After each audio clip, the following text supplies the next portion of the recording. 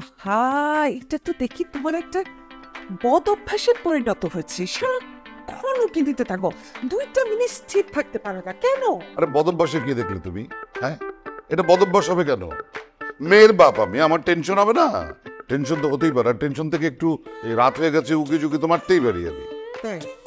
এতদিন তোমার টেনশন কোথায় ছিল, এখন হঠাৎ করে টেনশন আমার সবসময় ছিল মেয়ের বাপ হিসাবে। কি সব অবান্তর প্রশ্ন! এতদিন তোমার টেনশন কোথায় ছিল? একদমই অবান্তর না। আরে খুব ভালো করে জানি তুমি কেন উকি দিচ্ছ। আচ্ছা, এত গল্প গুজব করতে করতে এই হাতের চাটা কি ঠান্ডা করে শরবত বানিয়ে তারপর আমাকে খেতে দেবে? কথা ঘুরাচ্ছেন, দাও না।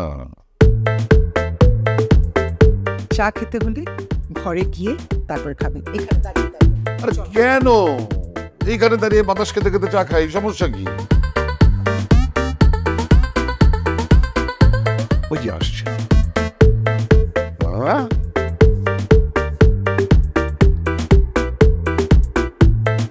এই ছেলেটাকে আমি কি করে চিনবো? মানে এর আগে যে ছেলেটার সাথে এসছে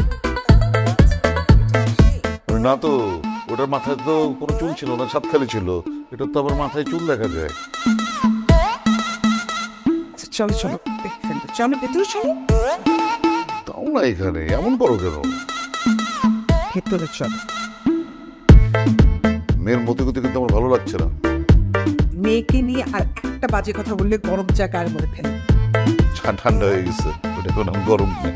এটাই খাও।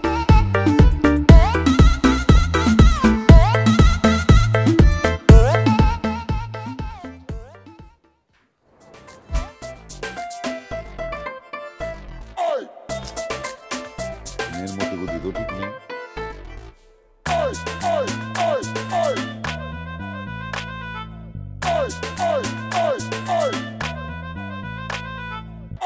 আল্লাহ দোহাই লাগে, একটু শান্ত হয়ে বসো না। আর শান্ত হয়ে বসা?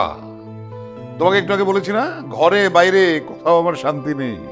শান্তির মা হারিয়ে গেছে। তোমার মেয়ে আমার সব শান্তি কেড়ে নিয়েছে, বিনষ্ট করেছে। এখন কিন্তু আমার বিরক্ত লাগছে। আরে বাবা, তোমার মেয়ে যে আমার মান সম্মান নিয়ে টান মেরেছে সেটা নিয়ে মাথা ব্যথা নেই আমার। শুনতে হচ্ছে যে তোমার এখন বিরক্ত লাগছে। আমার জন্য? সব তোমার দোষ। কিভাবে? কেন? পাত্র তো রেডি আছে, তুমি মেয়েকে বলে রাজি করাও। ওরে আল্লাহ, একটা ছেলের মাথায় চুল নাই, তার সাথে আমার মেয়ের বিয়ে ঠিক করবো? যে ওটাকে টাক বলে না, ওটাকে বলে বড় কপাল, বুঝলি? বড় কপাল। ওই যে যাও, খোলো।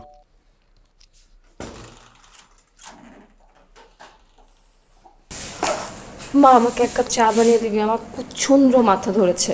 আমি তাড়াতাড়ি গিয়ে শাওয়ার নিয়ে আসি। প্রচন্ড মাথা ব্যথা, এখন তোমার পক্ষে শোনানো তাই না চা বানিয়ে। মা, তুমি তাড়াতাড়ি চা বানিয়ে।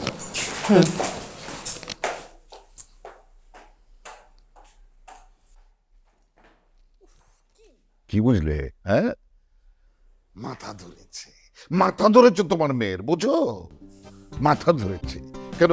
বাইরে তো ছেলেটার সাথে এতক্ষণ হা হা হি হি করলো, মাথা ধরে নাই। এখন বাসায় ঢুকলো, আমার সামনে বললো মাথা ধরেছে। তোমার মেয়ে আমাকে বোঝায়, শেখায়। তুমি এইগুলো আমাকে কেন বলছো? তো কাকে বলবো? তোমার মেয়ে তো আমাকে পাত্তাই দেয় না। তোমার মেয়ে তোমাকে পাত্তা দিচ্ছে না, সেটা আমার দোষ? অবশ্যই তোমার দোষ।